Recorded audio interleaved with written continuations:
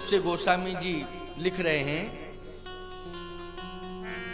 सखन सहित हर सी सवरानी, सखन सहित हर सी अति रानी, सखन सहित हर सी अति रानी, सुखत धानु परजन पानी, सुखत धानु परजन पानी, सुखत धानु परजन पानी।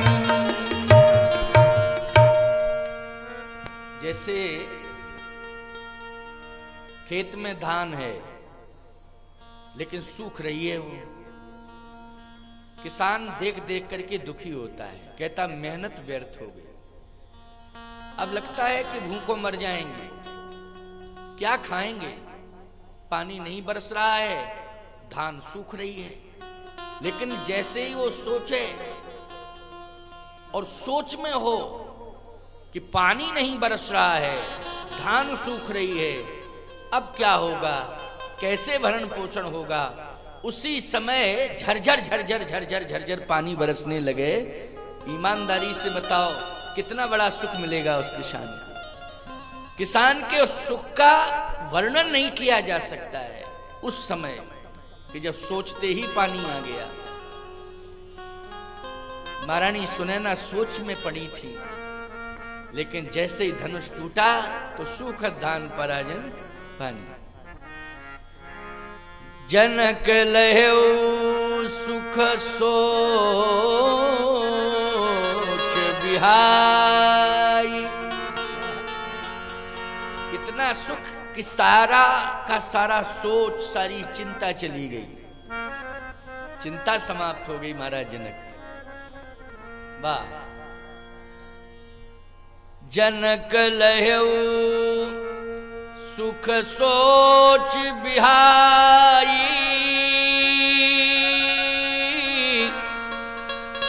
वही रथ थके थाही जन पाई। ये महाराज श्री जनक का सुख। सिय सुख वर्णीय कहीं भांति, जन चात की पाए जल स्वाति। ये श्री जानकी जी का सुख है, जन चात की पाए जल स्वाति। सुखी सुख है मिथिला में। सोच चला गया, सुख आ गया। लेकिन राजाओं को बहुत दुख है। क्यों भाई, है दुख कि नहीं? इतना दुख है कि ये मरने और मारने के लिए तैयार हो गए। बोले मेरे जीते जी जनक की बेटी जानकी को कोई ले नहीं जा सकता है। मेरे जीते जी, ये दुष्ट राजा कह रहे हैं। देखो दुष्टों की भाषा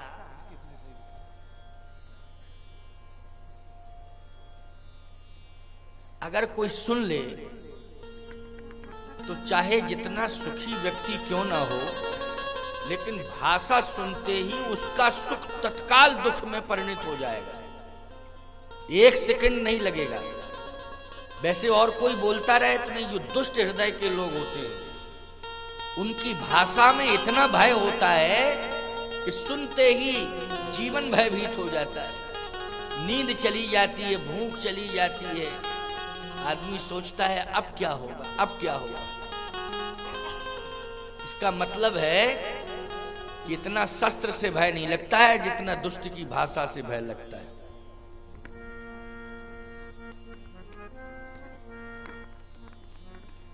राजा जनक को क्या भय है? महाराज श्री जनक साहसी राजा हैं।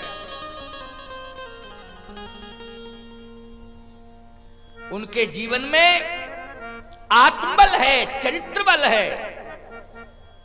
जिसके जीवन में चरित्र बल, आत्मबल होता है, वो दुष्टों की भाषा से डरता नहीं है। वो नहीं डरता है दुष्टों की भाषा से। महाराज सामान्य डर जाते हैं, लेकिन महाराज श्री जनक क्या डरेंगे? नहीं, उनसे बड़ा आत्मबली, चरित्रबली कौन होगा?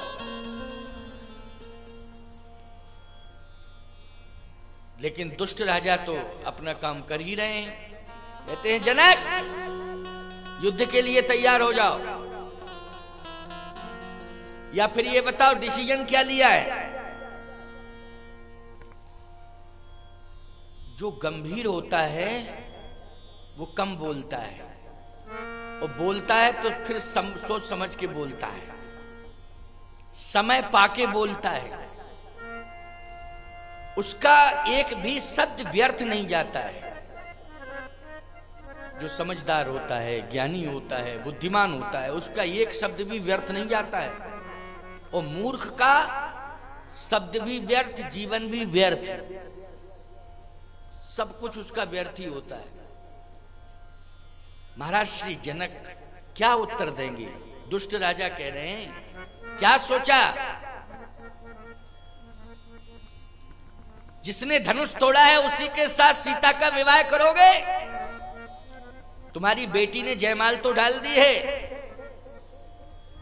क्योंकि सतानंद ने कहा ना, क्या उसको समझा नहीं पाए बाबा को?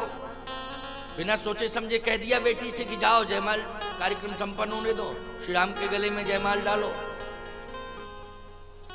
समझाया नहीं सतानंद को?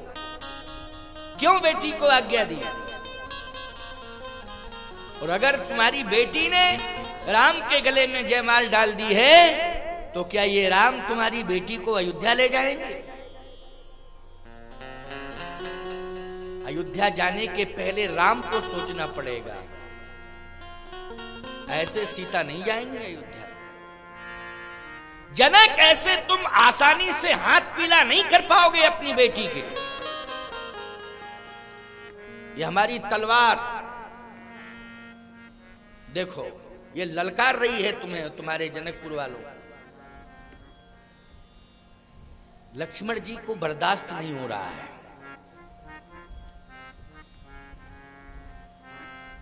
एक बात बताएं भैया, भगवान भी इस बात की प्रेरणा दे रहा है कि भगवान पर भरोसा करो, क्योंकि नर नाट्य कर रहा है ना वो, इसलिए ये तो कह नहीं सकता है कि हम सब ठीक कर देंगे, चिंता मत करो, हम सब बढ़िया बना लेंगे, लक्ष्मण तुम चिंता मत करो, ये तो हमारे हाथ में है सब। ऐसा नहीं कह रहे हैं, वो यही कह रहे हैं कि लक्ष्मण चिंता मत करो, हमें भगवान पर भरोसा है। भगवान पर भरोसा है। किसी की भी बेटी का विवाह हो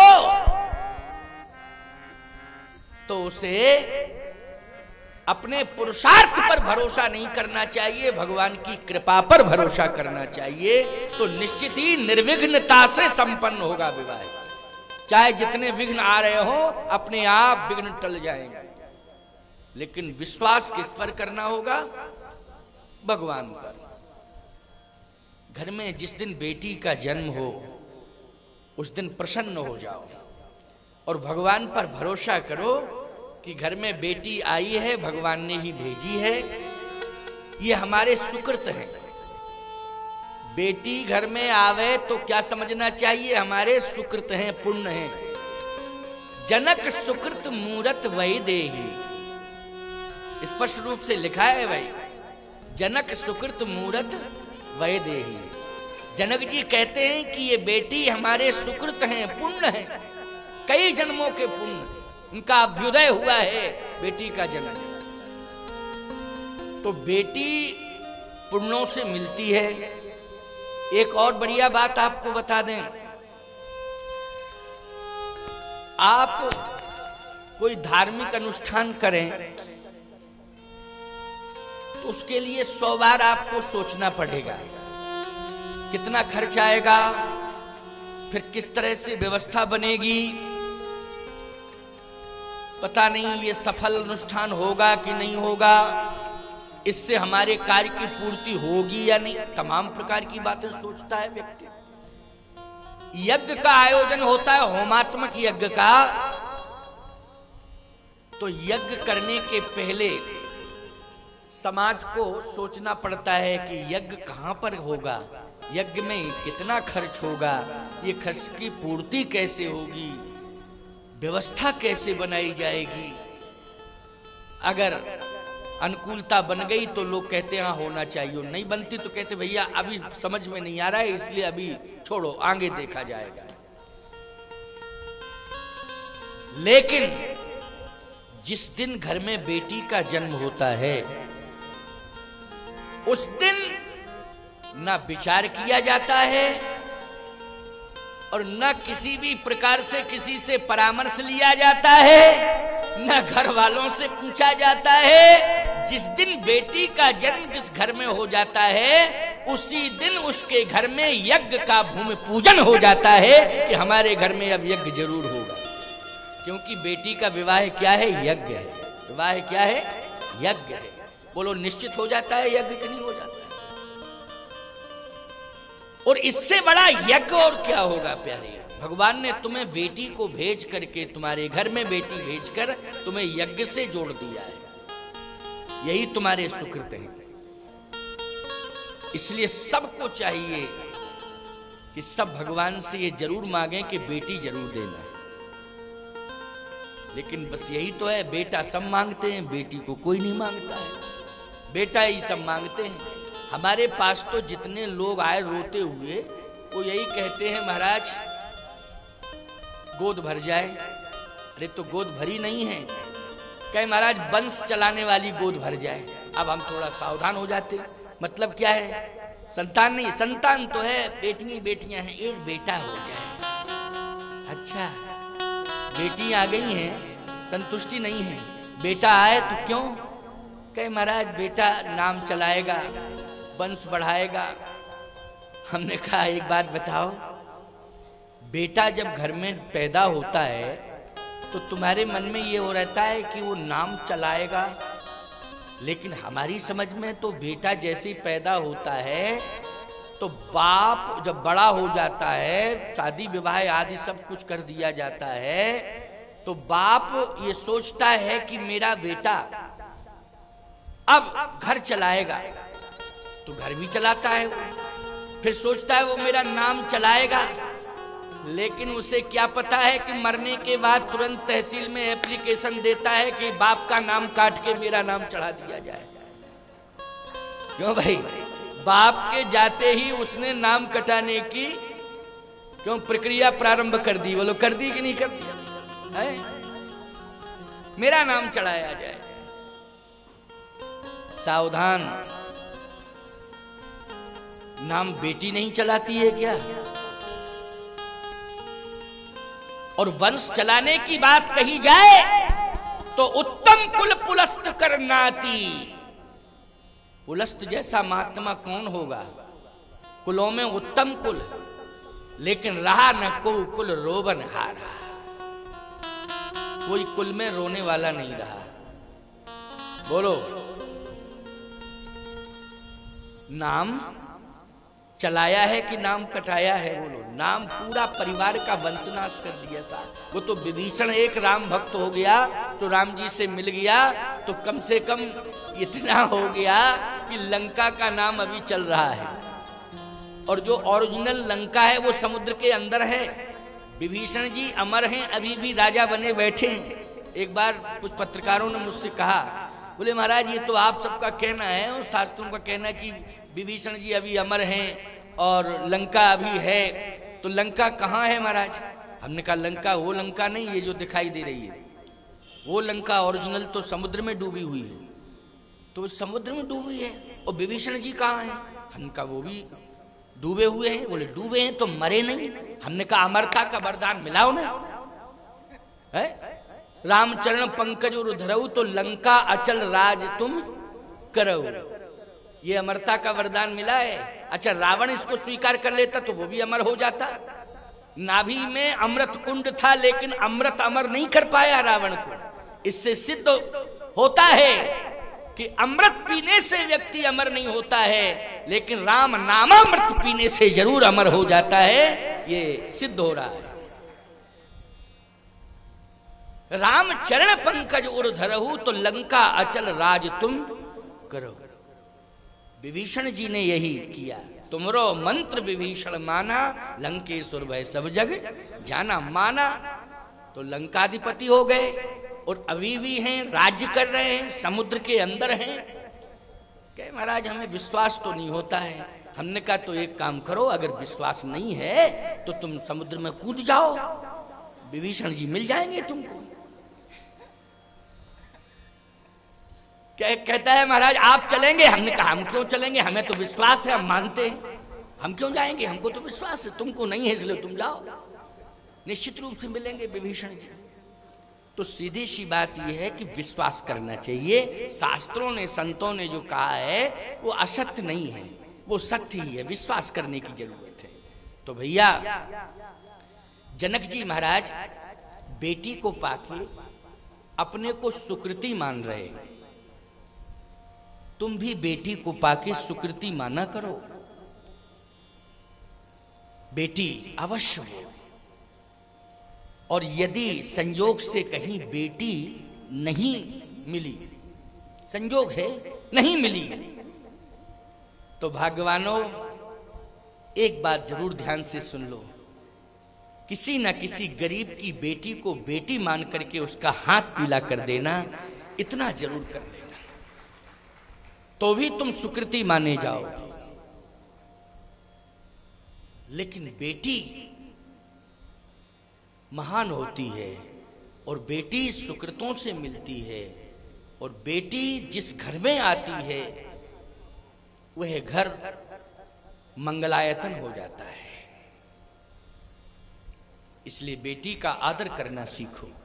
बेटियों से भी एक बात मैं कहूंगा कि जो श्री सीता जी की मर्यादा है, उर्मिला जी की मर्यादा है, मांडवी जी की मर्यादा है, श्रुतकीर्ति जी की मर्यादा है, उस मर्यादा पर जरूर चलें, उस मर्यादा को स्वीकार करें। अगर हमारी बेटी रामचरितमानस को पढ़े, शिक्षा की ऊंचाई में बेटी बहुत आगे बढ़ जाए, उसके लिए आशीर्वाद है, बहुत बहुत शुभकामनाएं हैं। लेकिन मैं कहता हूं कि रामचरितमानस को जरूर पढ़ना चाहिए। रामचरितमानस को अगर बेटा और बेटियां, बेटे भी पढ़ें और बेटियां भी पढ़ें, पूरा परिवार पढ़े, मैं सत्य कह रहा हूं, निश्चित रूप से बेटियां पढ़ेंगी तो सीता, मांडवी, उर्मिला, श्रुतकीर्ति बनेंगी, और बेटे पढ़ेंगे तो राम, लक्ष्मण, भरत, शत्रुघ्न बनेंगे। ये मेरा दावा है। पढ़े तो रामायण। इसलिए रामचरितमानस को भगवान शिव ने समाज में भेजा। ये तो हृदय के अंदर था, भगवान शिव के हृदय में था, लेकिन समाज में इसको कृति के रूप में प्रकट कर दिया।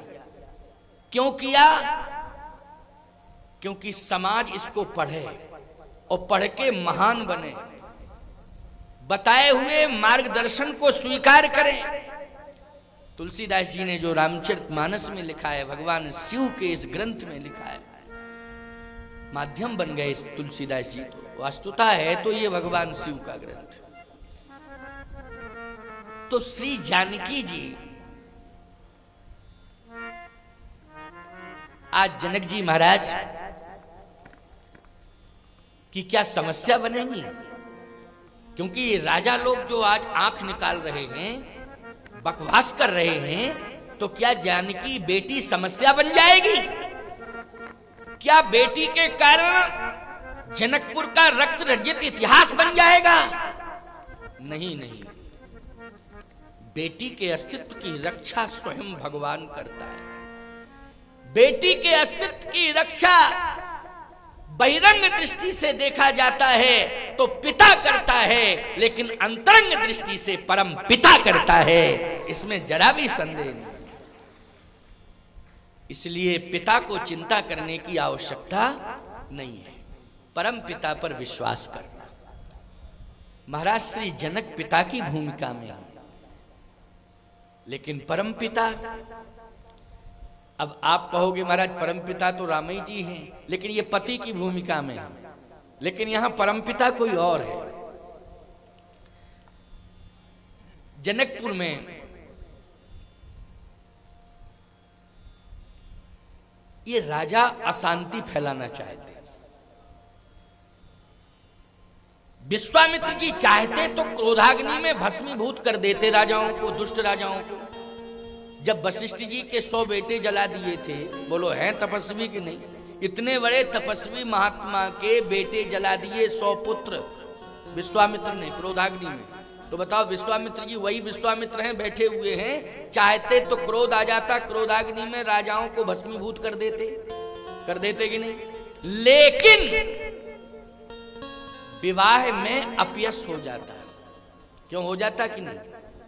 ये लिखा जाता कि सीता राम जी के विवाह में राजा भस्म हो गए थे।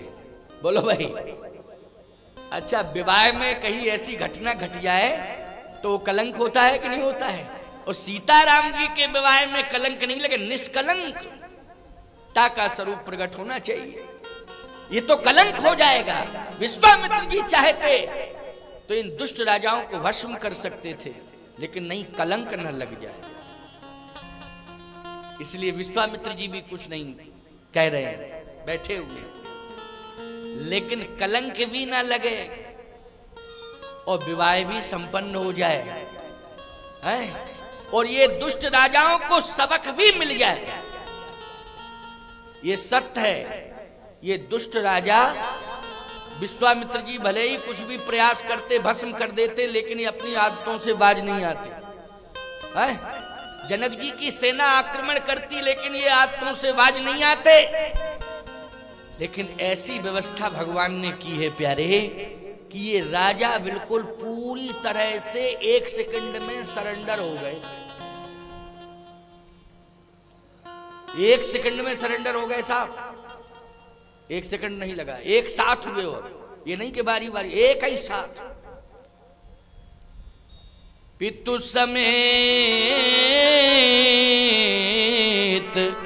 कह निज नाम, लगे करन सब दंड प्रणाम। सब दंड प्रणाम, साष्टांग गिर पड़े सब एक ही साथ। बोलो भाई, एक साथ सरेंडर हुए कि नहीं हुए? ये व्यवस्था किसकी है? बोलो, परमात्मा की है कि नहीं? विश्वास करो, राम के पहले परशुराम का अवतार है, रामावतार के पहले भगवान परशुराम का अवतार। ये व्यवस्था किसने? एक परमात्मा पति के रूप में है, और वहीं एक परमात्मा परम पिता के रूप में है। बोलो, है कि नहीं? राम जी पति के को कुछ करना ही नहीं पड़ा, कुछ सोचना ही नहीं पड़ा, जनकपुर वासियों को भी कुछ नहीं सोचना पड़ा। परशुराम जी के आते ही माहौल बन गया और ये राजा सब सरेंडर हो गए। कुछ लोग कहते हैं कि परशुराम जी तो राम का विरोध करने आए थे, क्योंकि धनुष राम जी ने तोड़ा है, इसलिए राम का विरोध करने आए थे कि जिसने धनुष तोड़ा है वो हमारा शत्रु है। तो राम का विरोध करने आए थे, धनुष तोड़ने वाले का विरोध करने आए थे, व्यवस्था बनाने थोड़ा जाएंगे। और 3 दिन में अभी पूरी रामायण रखी है, पूरी रामायण रखी है, जन्म विवाह ये सब। देखो,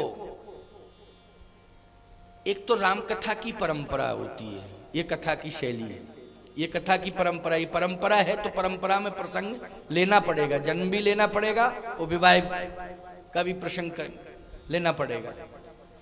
लेकिन एक होता है मानस मंथन। जब मानस पर मंथन किया जाता है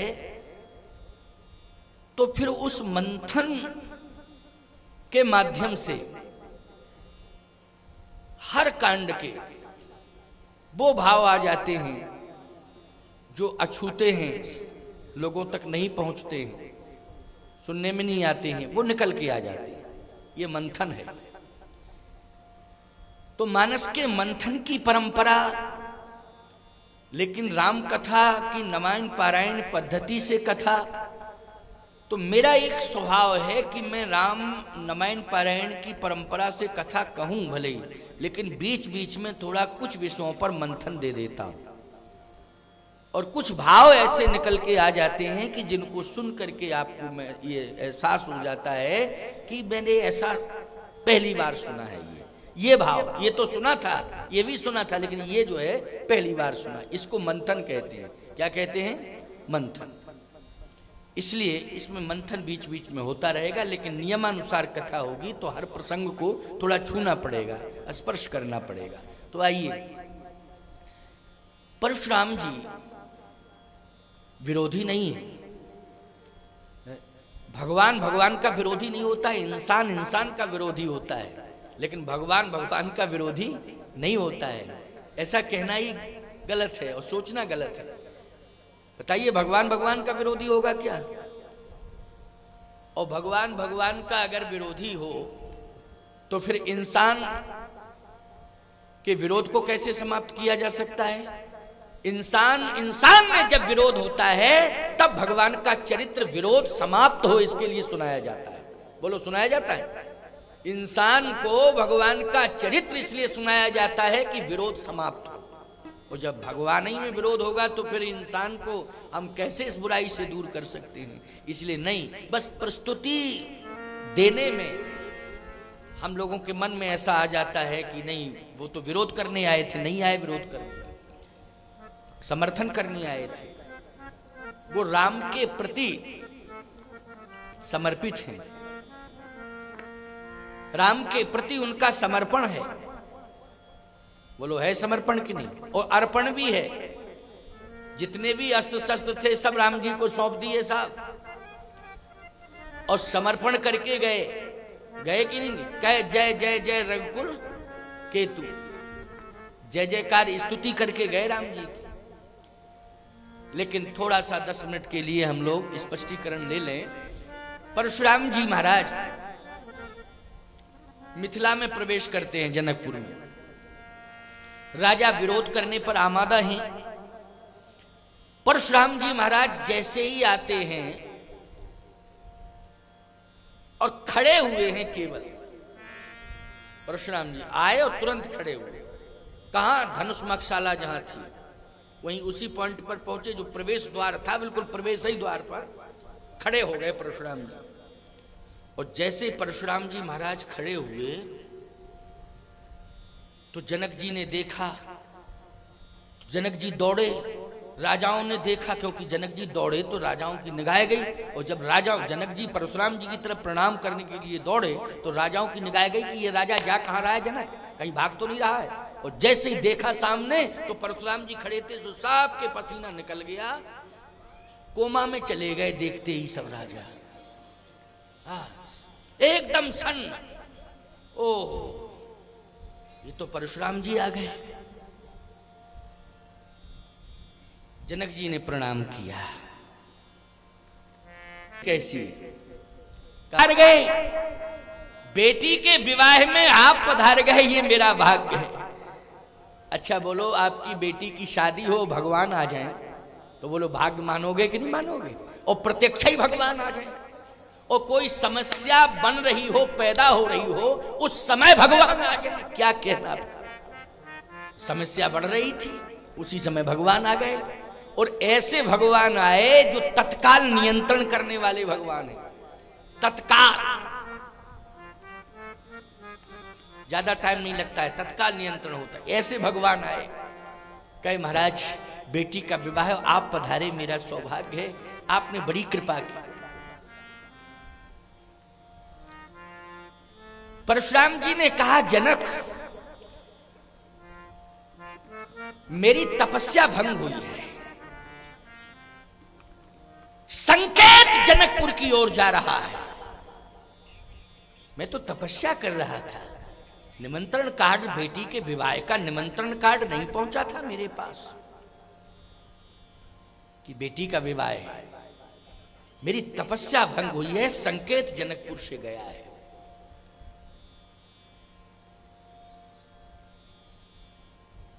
कहे महाराज थोड़ा पधारो तो फिर चर्चा होगी, आप थोड़ा सा पधारिए ना, आसन ग्रहण करिए। और जैसे ही परशुराम जी थोड़ा आगे बढ़े तो धनुष के दो भाग थे, एक इधर पड़ा एक इधर पड़ा। परशुराम, अच्छा भगवान की यही तो प्रेरणा है, मार्ग भी भगवान ही बनाता है। ये मार्ग राम ही जी बना रहे हैं। तपस्या भंग हुई है, इसमें भी राम जी की इच्छा है। परशुराम जी को बुलाया है तो राम जी ने बुलाया है, और जनक जी दौड़ के गए हैं, उसमें भी राम जी की इच्छा है। और सही बतावे आपको कि जिस स्थल पर धनुष दो भागों में पड़ा है, भगवान राम चाहते तो मार्ग थोड़ा साइड में भी कर सकते थे, लेकिन उसी रास्ते से बुला रहे हैं कि देख तो लेवें, कम से कम धनुष को देख लें। बस जैसे ही आगे बढ़े देखा दो भाग, एक इधर पड़ा एक इधर। परशुराम जी ने कहा, जनक ये विडंबना क्या देख रहा हूं? ये धनुष का टूटना मेरे गुरुदेव का अपमान है, और ये अपमान मैं बर्दाश्त नहीं कर सकता हूं। लेकिन तुम्हारे राज्य में ये धरोहर के रूप में धनुष रखा था, तो तुम्हारा दायित्व कहता है कि तुम्हें रक्षा करनी चाहिए थी। लेकिन तुम्हारी उपस्थिति में, तुम्हारे राज्य में, तुम्हारी उपस्थिति में अगर मेरे गुरुदेव का धनुष टूटा है तो ये मेरे गुरु का अपमान हुआ है। जनक, जिसने मेरे गुरु का अपमान किया होगा उसको परिणाम भुगतने पड़ेंगे। पहले ये बताओ, ये धनुष किसने तोड़ा? राजाओं ने थोड़ी लंबी सांस ली कि कम से कम मामला थोड़ा मुड़ गया। अच्छा, दूसरा राजा कह रहा है, बहुत अच्छा हुआ जो हम लोगों से नहीं टूटा, क्योंकि अगर टूट जाता तो ये खतरा आने वाला था, लेकिन नहीं टूटा, बहुत ही अच्छा रहा। अब जिसने तोड़ा वो जाने, और जिसने तोड़वाया वो जाने। ये तो कंफर्म हो गया कि जिसने तोड़ा है परशुराम जी उसी के लिए आए। भगवान राम मन ही मन मुस्करा रहे हैं, मन ही मन। समझने वाले नहीं समझ पा रहे हैं, मन ही मन मुस्करा रहे हैं भगवान, क्योंकि ये लीला है ना जो कर रहे हैं राम जी सब। परशुराम जी को बुलाया तो राम जी ने बुलाया, जनक जी ने नहीं बुलाया। धनुष को दिखाया है तो राम जी ने दिखाया है, और जो परशुराम जी कह रहे हैं वो भी कहलवाया है तो राम जी ने कहलवाया है कि ऐसा कहना है। क्योंकि राजा सब तटस्थ हैं और ये भी सोच रहे हैं कि चलो हम लोगों से नहीं टूटा है तो अब कोई बात नहीं है, जिसने तोड़ा है उसी के ऊपर संकट उमड़ा गया, उसी के ऊपर संकट छा गया। जनक ये बताओ किसने तोड़ा? अब जनक जी कैसे कह दें कि राम जी ने तोड़ा, क्योंकि दामाद मान चुके हैं। जनक जात अब लोग कहें कैसे, सजन सगे प्रिय लागे जैसे, और स्वयंवर हो चुका है, जयमाल कार्यक्रम भी हो गया है। अब ये कैसे कहते राम जी ने तोड़ा? दामाद की भूमिका में है ना राम जी, जनक जी कैसे कह पाएंगे? लेकिन जनक जी से पूछ रहे हैं तो जनक जी को बताना तो पड़ेगा, परंतु जनक जी बुद्धिजीवी हैं, इसलिए कहता हूं कि कभी भी कोई विराट से विराट समस्या विवाह में आ रही हो तो बेटी के बाप को धैर्य नहीं खोना चाहिए, धैर्य से काम लेना चाहिए। बेटी का जिस दिन जन्म हो उसी दिन उसे गंभीर हो जाना चाहिए, उसी दिन से उसे गंभीर हो जाना चाहिए। और जिस दिन बेटी का विवाह हो उस दिन तो उसे हिमालय की तरह गंभीर होना चाहिए। प्यारे, हिमालय का शीतल स्वभाव है ना, इतना गंभीर होना चाहिए। इसलिए रामायण का जो चिंतन है, इसे सुनोगे, समझोगे, इस पर चलोगे तो कोई समस्या नहीं रहेगी, समस्याएं सब समाप्त हो जाएंगी। जनक जी महाराज ने बुद्धि से काम लिया। क्या? जनक जी ने प्रणाम किया था ना प्रणाम। अब जनक जी ने सोचा कि परशुराम जी महाराज बार बार कह रहे हैं कि किसने तोड़ा, उसका नाम बताओ, जल्दी बताओ। सो बिलगाए ब्याह समाजा नत मारे जय हैं सब राजा। अगर इन राजाओं में से किसी ने तोड़ा हो तो वो अलग हो जाए, नहीं तो हम सबको मारेंगे। एक राजा बोला एक काम करो, बाबा का मूड है, मान लीजिए हम लोग नहीं गए, राम तो जा ही नहीं रहे सामने और जनक कह नहीं रहे और मूड खराब हुआ, कह रहा नत मारे जाइए सब राजा, तो पता नहीं राजाओं को मारना शुरू करें तो सब मर जाएं। इसलिए एक काम करो, क्या एक राजा दूसरे से कहता तुम चले जाओ परशुराम जी के पास, जाके कान में कह दो कि बाबा हम चश्मदीद गवाए हैं, हमने देखा ये सांवला जो खड़ा है ना राजकुमार, इसी ने तो तोड़ा है और हम सब जितने राजा हैं एक साथ गवाह देंगे, जाओ कह दो। वो राजा कहता हमको बेवकूफ मान रहे हो, क्रोध में है और फरसा हाथ में लिए हैं और कहते हैं सो बिलगाए ब्याह समाजा, वो अलग हो जाए। और मान लीजिए हम अलग होकर के परशुराम जी के सामने पहुंचे तो बाबा पूछे बाद में यही समझे कि इसी ने तोड़ा, सीधा फरसा ही दे दे तो मर और जाएंगे, मिलेगा क्या? मरे तो सब मरे, हम अकेले क्यों मरे? हमको बेवकूफ मान रहे हो? मरना है तो सब एक साथ चलो ना, एक साथ कहो, हमको भेज रहे हो? देख रहे हो फरसा किस तरह से लपलपा रहा है? हाँ भाई फरसा देखो, हम नहीं जाएंगे, मरना है तो सभी मरेंगे। वो कहने लगा हमारी पत्नी ने तो पहले ही रोका था, सेकंड मैरिज खतरनाक होती है, मत जाओ, लेकिन हमारी बुद्धि खराब हो गई थी इसलिए हम गए, और मरना है, मौत आ रही थी तभी तो आए। सावधान। जनक जी महाराज ने अपनी बेटी की ओर देखा, देखो बेटी की ओर, राम जी की ओर नहीं देखा। परशुराम जी कह रहे उसका नाम बताओ, उसे बताओ, उसको आगे लाओ, इसने तोड़ा, लेकिन राम जी की ओर नहीं देखा जनक जी ने। जनक जी ने राजाओं की ओर भी नहीं देखा, जनक जी ने सतानंद जी की ओर भी नहीं देखा कि आप महात्मा हो, आप ही चले जाओ सामने समझा दो। विश्वामित्र जी की ओर नहीं देखा कि आप जाके समझा दो, क्योंकि विश्वामित्र जी तो प्रभावशाली हैं भैया, वो तो समझा ही सकते थे, जा ही सकते थे कि देखो भाई